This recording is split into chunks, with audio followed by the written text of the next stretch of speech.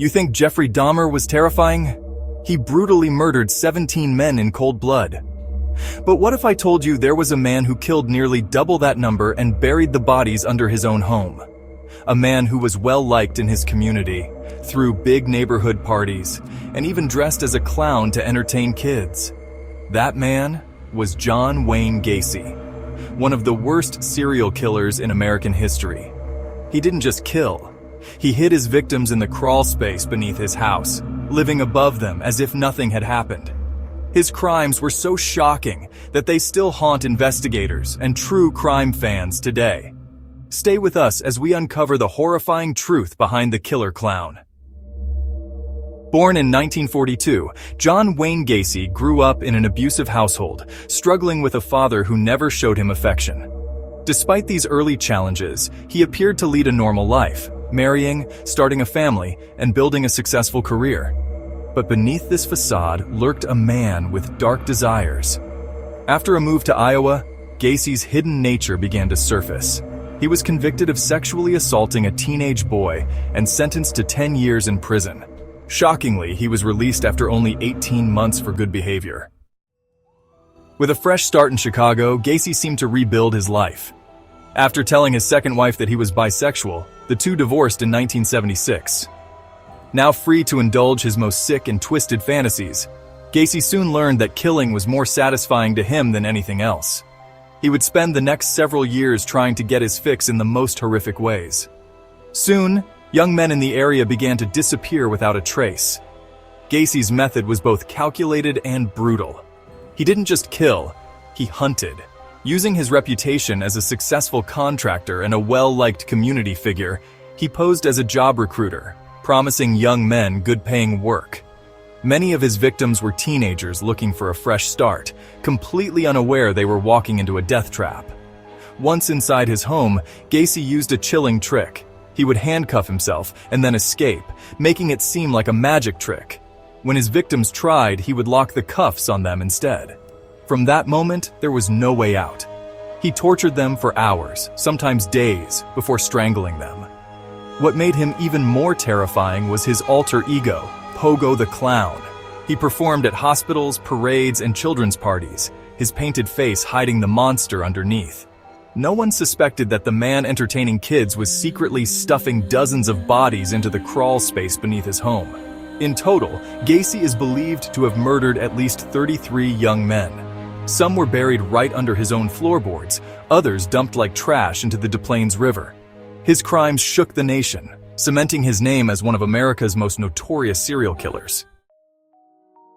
It all started to fall apart for Gacy with the disappearance of Robert Piest. On December 11, 1978, Robert's mother arrived to pick him up from his shift at the local pharmacy. He had just turned 15 years old and was excited about a potential job opportunity. Before leaving, he told his mother he was going to meet a man about a construction job that paid double what he was making at the pharmacy. "Just a few minutes," he said. But Robert never came back. His mother waited anxiously, but as the minutes stretched into hours, she knew something was wrong.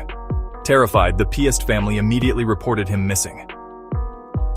The case landed on the desk of Lieutenant Joseph Kozenchak. Right away, one name stood out: John Wayne Gacy.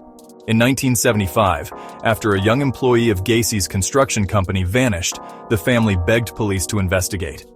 But their cries for help went ignored. In 1976, officers had even put Gacy's house under surveillance while investigating the disappearance of a 9-year-old boy. But they didn't find enough evidence to charge him. By 1977, more disturbing complaints surfaced. A young man told police that Gacy had kidnapped him at gunpoint and assaulted him. Gacy was arrested and even admitted to the encounter, but insisted it was consensual. Prosecutors refused to press charges. Then, there was another troubling pattern. Police had received multiple reports of a man named John who cruised local parks picking up young men. Many of them were never seen again. Now, with Robert Piest missing, all eyes were on John Wayne Gacy. And this time, police weren't about to let him slip away. After Robert's family filed the missing persons report, police quickly made a chilling realization. The man Robert had gone to meet about a job had to be John Wayne Gacy, His construction company had just finished a renovation job at the very pharmacy where Robert worked. The connection was impossible to ignore. For the first time, officers took Gacy seriously as a suspect. But they had no idea they were about to unravel one of the most horrifying crime sprees in history. Lieutenant Joseph Kozenchak contacted Gacy and asked him to come to the station for an interview. Gacy agreed without hesitation, saying he'd be there in 30 minutes. But as the minutes turned into hours, Gacy was nowhere to be seen. Then, at 3 a.m., Gacy finally walked into the police station. But something was off. He was more than 4 hours late, and when he arrived, he was covered in mud and grime. Officers immediately took note of his disheveled appearance. At the time, the officer Gacy was supposed to meet wasn't available, so Gacy was sent home. But soon, police uncovered something even more disturbing. Just hours before his arrival at the station, Gacy's car had been towed from a snowbank near the Des Plaines River at 2 a.m. What was he doing near the river in the middle of the night?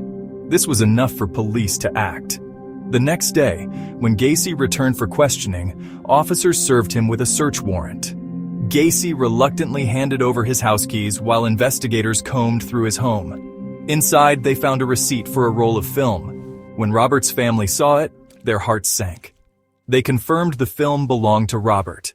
It was now clear Robert had been inside Gacy's home. But despite this discovery, police had no concrete evidence of a crime. Gacy was released, but now he was under round-the-clock surveillance. The next day, investigators uncovered another chilling clue: a high school class ring inside Gacy's home. After some digging, they linked it to another missing teenage boy. As officers continued their search, employees from Gacy's construction company came forward with disturbing revelations. 2 of their co-workers had mysteriously vanished in recent months. Despite the mounting suspicions, Gacy remained disturbingly confident. A few days later, he did something unbelievable. He invited the officers surveilling his home inside for coffee. The officers accepted, but the moment they stepped inside, they were hit with a foul, unmistakable stench: the stench of death. That same day, in a bold move, Gacy's lawyers filed a lawsuit against the police department for harassment. But Gacy wouldn't have time to worry about legal battles because police were closing in fast. While under 24-hour surveillance, officers caught Gacy selling marijuana to a gas station clerk. It was the break they needed. They arrested him immediately and brought him in for questioning. While in custody, officers hinted that they planned to tear up the floors of his home. That's when Gacy finally cracked. He admitted to killing a man in his home but insisted it was self-defense. Trying to control the narrative, Gacy led officers to the exact spot under his garage where he claimed he had buried the body. But when officers began their search, they stumbled upon something far more horrifying. In the crawl space beneath Gacy's house, they discovered a hidden trap door. And beyond it, the unmistakable sight of human remains. The stench of decay was overwhelming. Investigators soon unearthed body after body. At least 3 victims were found right away. Realizing the truth was out, Gacy finally broke. In a rambling hours-long confession, he began speaking about himself in the third person, referring to his darker alter egos, John and Jack. He calmly admitted to killing at least 33 young men, claiming he had buried 27 bodies under his home and dumped the others, including Robert Piest, into the Des Plaines River. Investigators now understood the horrifying truth. On the night Gacy was towed from the snowbank, he had just disposed of Robert's body in the river. Even though Robert's body hadn't yet been found, police had all they needed. Gacy was officially charged with the murder of Robert Piest. But the full scale of his crimes was only just beginning to come to light. By January 8, 1979, investigators had made a horrifying discovery: the remains of 29 bodies. But despite the staggering number, only 7 had been positively identified. With so many unidentified victims, Gacy was officially charged with the murders of 7 young men. But police knew the case was far from over. Their work had only just begun. As word of Gacy's crimes spread, parents from all over the country contacted Chicago police, desperate for answers. They wanted to know if their missing sons were among the victims. Without modern forensic tools like DNA testing, investigators had to rely on one of the most trusted methods at the time: dental records. Forensic specialists and dentists were brought in, carefully comparing the victims' teeth with dental charts provided by their families. It was an exhausting and heartbreaking process.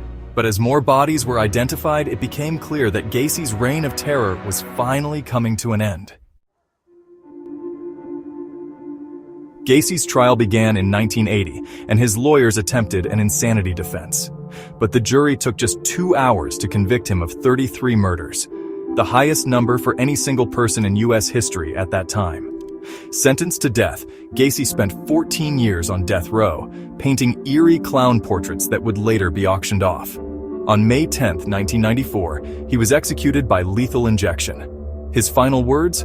A defiant "kiss my ass." Gacy's crimes had a lasting impact on forensic investigations, leading to improved methods for identifying victims and tracking missing persons. Even today, 6 of his victims remain unidentified, a haunting reminder of his brutal legacy. His story continues to fascinate and terrify, serving as a grim warning that sometimes the most dangerous monsters are the ones who blend in best. What do you think drives someone to commit such horrifying crimes?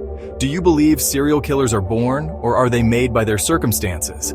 Let us know your thoughts in the comments below. Don't like this video, and definitely don't subscribe.